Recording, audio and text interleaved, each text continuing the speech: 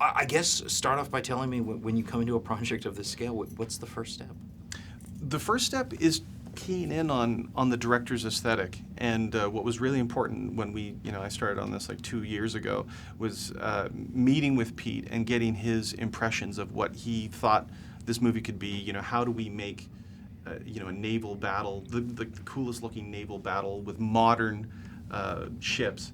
And one of the things that I took away from it was the idea that everything isn't perfectly framed.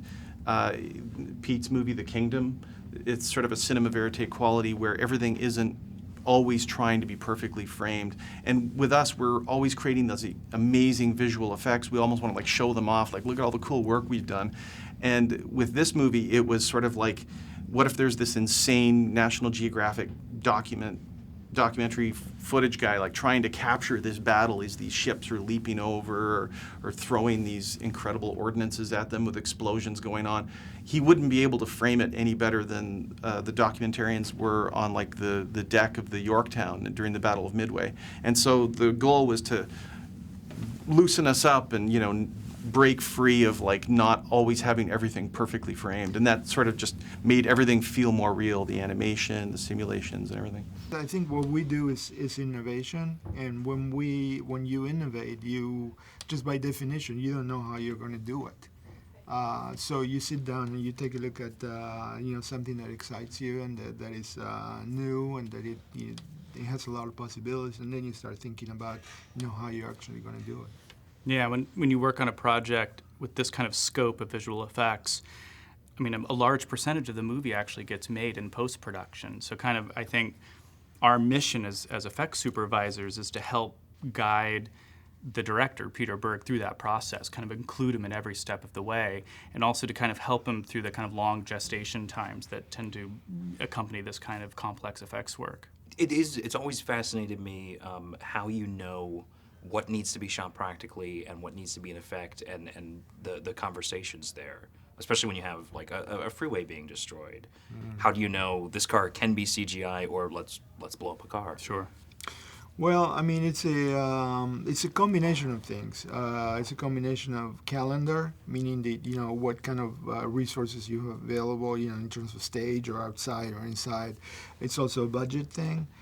It's also what can be done with a computer and what should be done with a computer and what should be done practically. As a philosophy, I think Grady works that way too. We always like to capture in camera as much as possible, and we'll always stop as can we do this safely? If we cannot do it safely, then we will do it up to that point, and then we'll take it over or something like that. But it is a kind of a work by committee, with all the heads of departments with special effects and production design and the director and visual effects and obviously the camera crew and the DP to work things out. It's never about only one department. Yes, I think shooting as much as you can is great. I mean, there's no substitute for having that kind of grounding in reality that you get by shooting stuff for real. But of course, when you're making a movie like Battleship, there's so much stuff that you just can't shoot for real. We can't build 1,000-foot alien spaceship. We can't have all those huge water events. We can't even go and blow up destroyers, although we did have reference of some of those things going up. And they did tow the real USS Missouri out into the ocean. Specifically for this movie.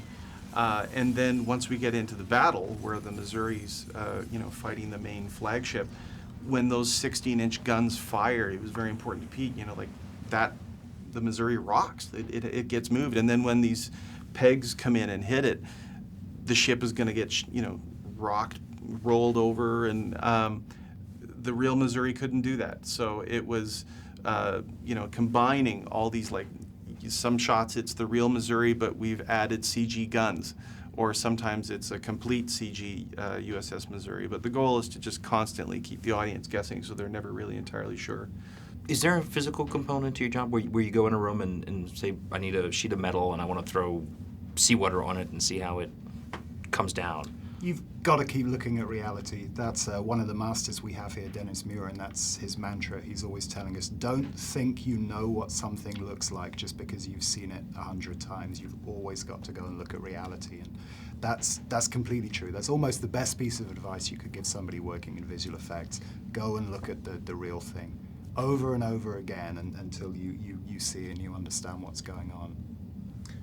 And I know that in Hawaii with the pajama guys, as Pete would call them, they would be like walking through the jungle. They're interacting with that jungle. They're moving branches out of the way as they walk, and that provides invaluable information to the animators that they're going to not only put that action in, but embellish on it. Like with how the fingers of the alien move to move that branch. So you want as much as possible to be there and have a plan when you're shooting. And then sometimes Pete would, on the fly, would come up with new ideas of like where these aliens could go, and then all of a sudden we're having to think on our feet.